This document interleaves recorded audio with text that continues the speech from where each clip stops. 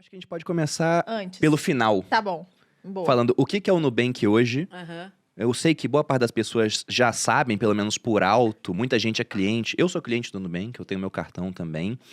E o pessoal vê, mas não enxerga a magnitude do negócio. Tem alguns números para passar pra gente, Cris, e falar um pouquinho desse IPO e depois a gente começa do começo pela sua história no mercado financeiro. Claro, claro.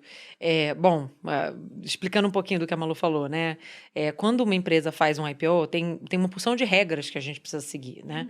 No nosso caso, a gente fez dois, não satisfeitos, a gente fez dois IPOs. A gente fez um IPO nos Estados Unidos, outro aqui no Brasil, né? Um na B3 e um lá, na NYSE. Então, a gente está sujeito a várias regras do regulador americano, né, que é a SEC, e da CVM aqui no Brasil. E quando você faz um IPO, que é uma oferta pública, né, de ações, os reguladores eles estão muito preocupados em garantir que todos os investidores, o mercado todo, tem acesso às mesmas informações, né? Que ninguém fale assim, eu ouvi a Cris falando no podcast do Bruno que o Nubank não sei o que. Então, e aí essa pessoa tem uma vantagem sobre outros investidores, né? Então, durante um período antes e depois do IPO, a empresa só pode se comunicar através de documentos oficiais, né? O principal deles sendo o prospecto da própria oferta, né? E é isso que a gente chama de quiet period. Então, nesse período, a gente realmente não pode falar nada, não pode dar entrevista, não pode falar nenhum outro número e tal. E mesmo agora, sendo uma empresa pública, a gente também não pode, assim, por exemplo, eu não posso falar quantos clientes o Nubank tem hoje, porque a gente precisa esperar a divulgação dos resultados trimestral. Justamente para ninguém ter acesso. Mas a gente pode falar daquelas... Não, tem números o número que a gente tem... Pode falar os antigos. A gente pode especular. Pode falar os números do trimestre anterior, que já foram divulgados. Que foi o que estava no prospecto, né? Exato. Então, assim, quando a gente... no momento do IPO, a gente tinha 48 milhões de clientes, né? Que é cliente pra muita caramba. coisa. É muita coisa, né? Acho que a Argentina não tem isso de pessoas. Pois assim, a gente já fez algumas estimativas dessas, né? Tipo assim, se os clientes do Nubank fossem um país, né? Tipo, era um dos maiores países do mundo.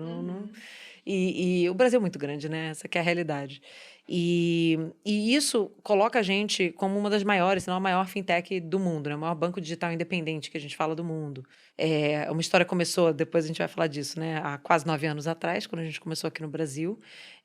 A gente começou com cartão de crédito, mas já com uma visão de expandir isso, né, de realmente ter uma oferta ampla o suficiente para as pessoas não precisarem mais, se elas não quiserem, né, depender dos bancos tradicionais, né?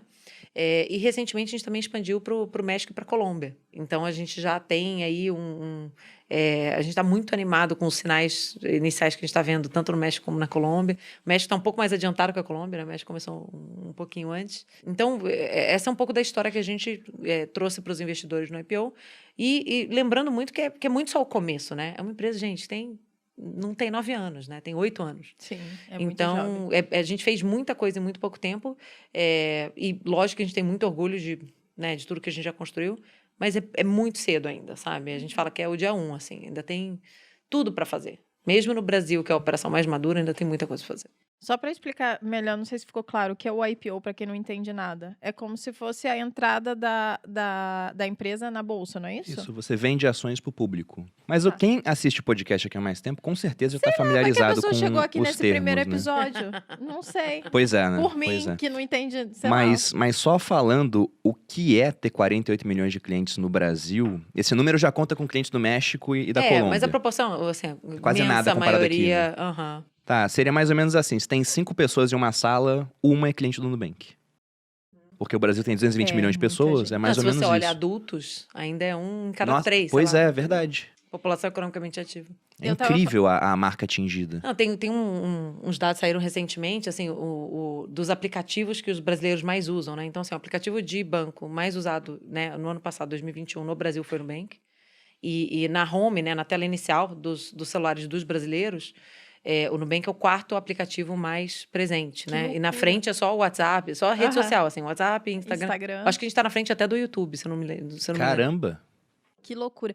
E eu até falei pro Bruno, quando a gente estava lendo o roteiro lá em casa, que o Nubank foi muito citado aqui nos podcasts, né? Ano passado a gente falou bastante, principalmente quando a gente falava de startup e tal. E era uma coisa que eu não entendia no início. Eu falava assim, mas gente, por que falam tanto do Nubank? Que tal esse Nubank?